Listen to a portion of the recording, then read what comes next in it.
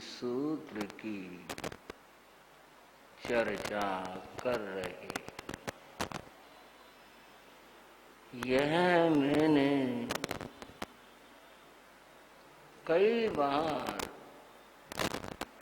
चर्चा प्रसंगों में कहा है। भगवती सूत्र शिक्षा और उपदेशों का कोश है, खजाना है। इसमें जो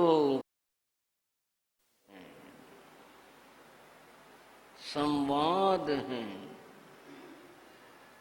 और प्रसंग हैं,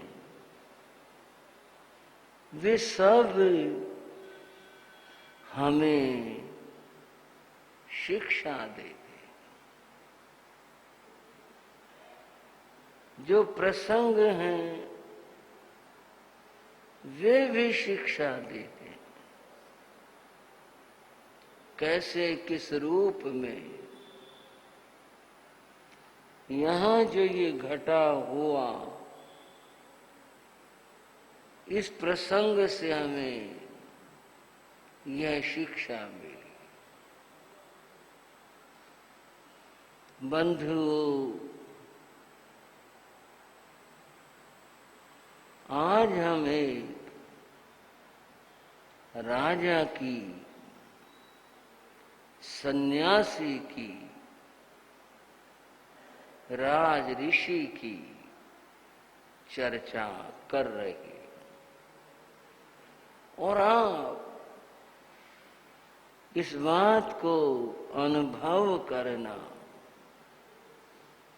कि जीवन में शिक्षा, ज्ञान जब आ जाता है तो जीवन कैसे बदलता है। हस्तिनापुर नगर की बात है। हस्तिनापुर की चर्चा अनेक बार आती है और होती है। यहाँ हस्तिनापुर में कभी शिव नाम के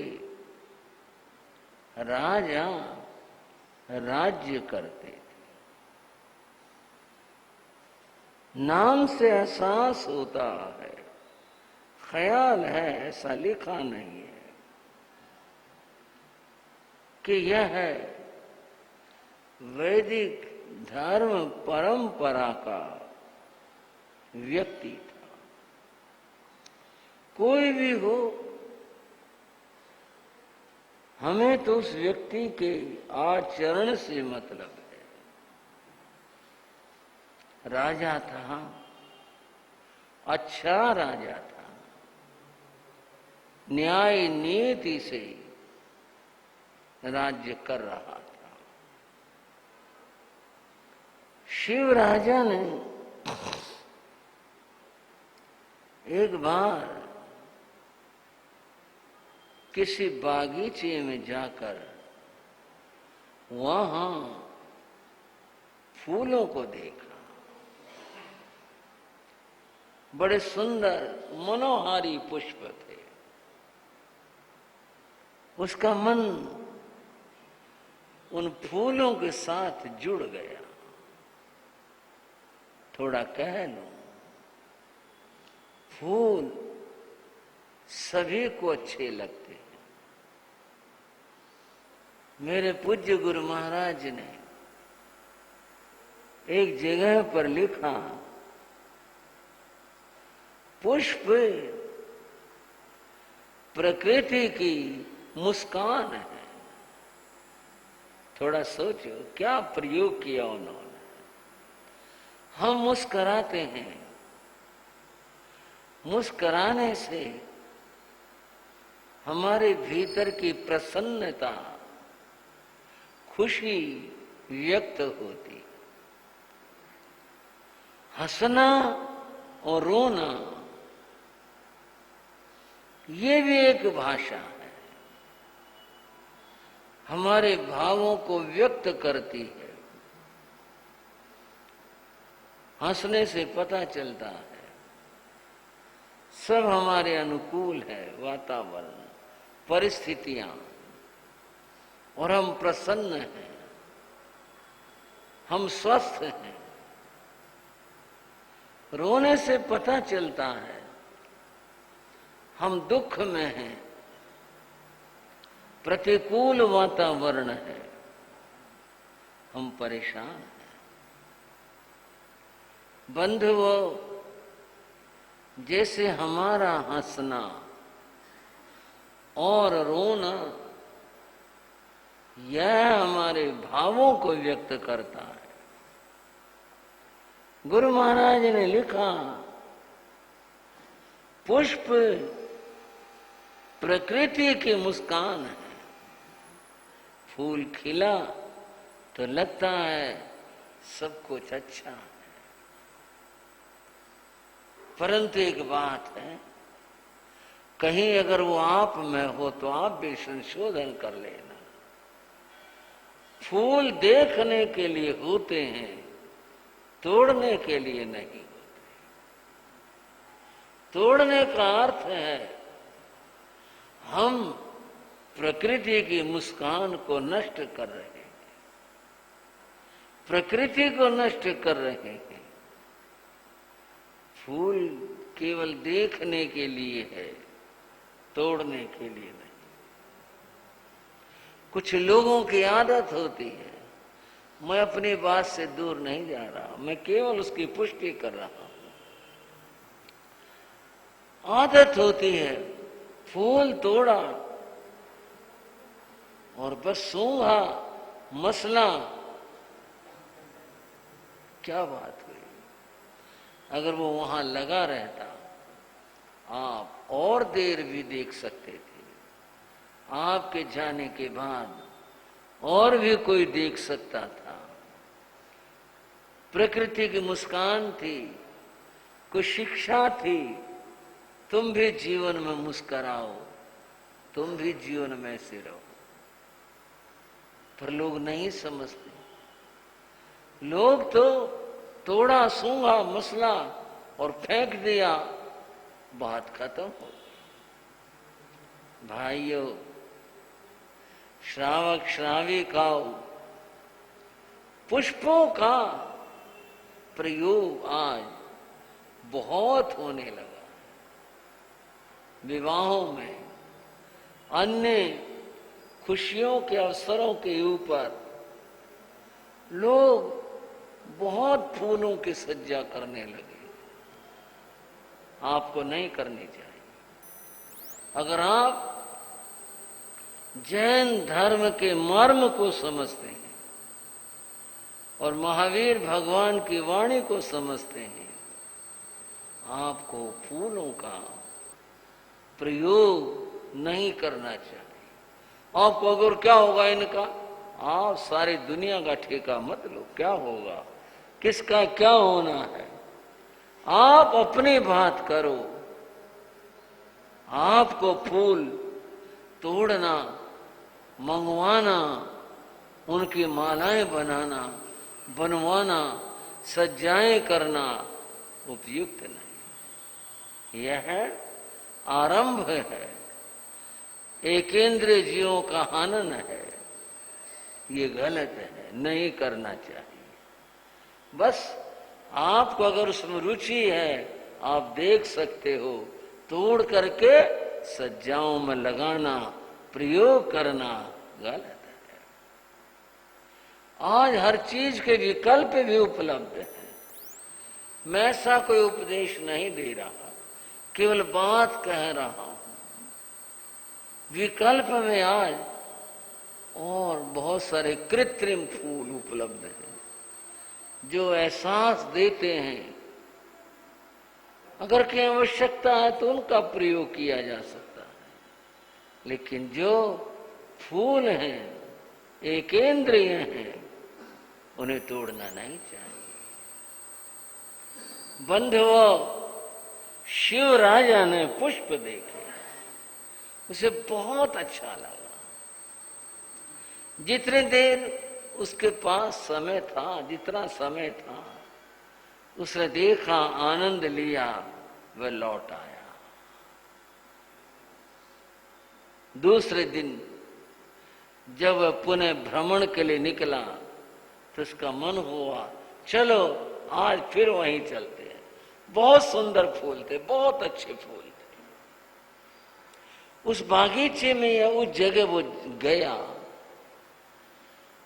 आज उसने देखा कुछ नई कोपलें फूटी थी, कुछ नई, और कल जो फूल बहुत ही सुंदर मनोहर थे आज वो मुरझा से गए, कुछ के मुंह से लटक गए और कुछ के पांखुरियां जो बहुत ही कल मुस्कुराती लग रही थी आज उदास से लगी। बंधुओं, राजा ने कहा कल ये फूल कितना सुंदर था। बीच में एक और बात, बंधुओं, फूल की एक छोटी सी कविता है और मैंने अपने जीवन में सबसे पहले लिखी थी, सबसे पहले, और वो ऐतुकांत है, उसका भाव बता रहा हूं। एक कवि मन एक फूल से बात कर रहा है। कवि ने फूल से पूछा, हे पुष्प, आज तो मुझे उदास दिखाई दे रहे, क्या कारण है? देखो लाल लाल सूरज निकल आया और पक्षी गीत गा रहे हैं, कितना सुंदर वातावरण है, तुम सबको खुशी बांटते हो, लेकिन हे पुष्प, आज तुम स्वयं उदास हो, तुम्हारी उदासी का कारण क्या है? पुष्प ने मेरी बात सुनी, उसने ऊपर देखा, भाव है, कोई फूल ऐसे थोड़े करेगा, लेकिन उसने ऊपर देखा, फिर मुंह नीचे किया और धीरे से बोला, आज मुझे एक पुजारी ने देख लिया। ये जो पंक्ति है ये वो मर्म है इस बात का। आज मुझे, हाँ जी बोलना जरा,